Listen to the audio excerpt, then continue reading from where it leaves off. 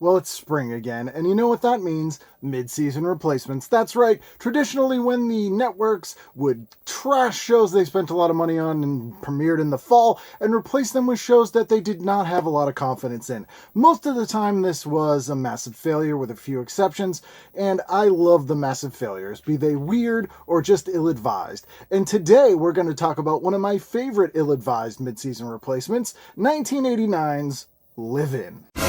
Now, by 1989, the Manny subgenre had still been a huge hit. We had Charles in Charge, we had Mr. Belvedere, we had Who's the Boss. And before that, we had a lot of domestics programs, which I don't want to be like Donald Trump Jr. and do this till I fly away. Cocaine water. Pure cocaine water. Hazel, even things like Give Me a Break or The Brady Bunch had those. But in the 80s, the switcheroo was that, hey, let's have a man be the nanny, be the housekeeper.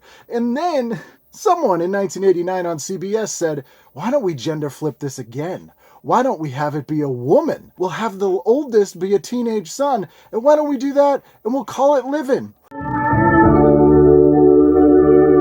And the reason you don't do that is because it's creepy.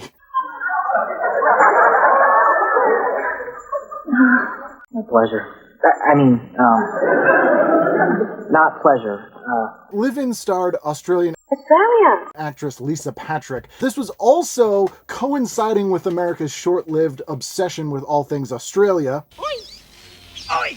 Australia. So it's not exactly high concept, but they did put a little bit of a spin on it. Requires a different type of boomerang. Chris Young, who went on to bigger and better things like PCU, stars as the oldest son in the family that Lisa is hired to be a nanny in, and he is super horny for her, but not as horny for her as his friend who isn't Louis C.K. is. All right, naked women.